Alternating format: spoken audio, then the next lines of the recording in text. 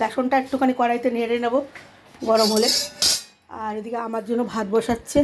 আর বিরিয়ানির চালটা কত একটু ভিজে, এরকম বিরিয়ানি রাইস, হ্যাঁ না খেয়ে নেবে এখন না করে। পেঁয়াজ রাইসটা করছি এখানটা একটা গ্যাসে। আর এখানে বিরিয়ানি জলের জন্য আমি গোলমরিচ, এলাচ, লবঙ্গ যা যা থাকে সব কিছু দিয়ে দিয়েছি গরম জল। এখন ওর মধ্যে একটু সাদা তেল দেবো, তাহলে ভাতটা ঝরঝরা হবে, একটার সাথে একটা লাগবে না। তোমরা কেরম করে বিরিয়ানি কাচ্চি বিরিয়ানি করো বলো। আমি হায়দ্রাবাদ কাচ্চি বিরিয়ানি করছি না, হায়দ্রাবাদ বেড়াতে গেছিলাম যখন, হায়দ্রাবাদ থেকে বিরিয়ানিটা শেখা আমার। ওখানে রেস্টুরেন্টে রান্না করে খাইছিল, এত ভালো লেগেছিল। তারপর ওদের কিচেনে ঢুকে দেখেছিলাম কী করে বানায়। হ্যাঁ, ও বিরিয়ানি ভাতটা সিদ্ধ করতে গেলে এরকম করে করতে হবে।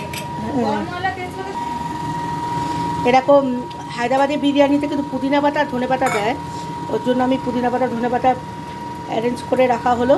এই যে দেওয়া হয়েছে। এটা আমি 60% কুক করবো, পুরো রাইসটাকে সিদ্ধ করবো না, 60% করবো, পুরোটা করবো না, 60% রাইসটাকে সিদ্ধ করবো। হয়ে এসছে রাইসটা, একটুখানি সিদ্ধ হলে নামিয়ে দেবো। এদিকে পেঁয়াজের জায়গা চলছে, পেঁয়াজ ভাজা হচ্ছে। চলো দেখো বন্ধুরা, বিরিয়ানি লেয়ার, হায়দ্রাবাদের বিরিয়ানি একটাই লেয়ার পরে, নিচে কাঁচা চিকেন আছে, একদম কাঁচা চিকেন, আর উপরে তোমার ইসে রয়েছে, ভাতটা রয়েছে।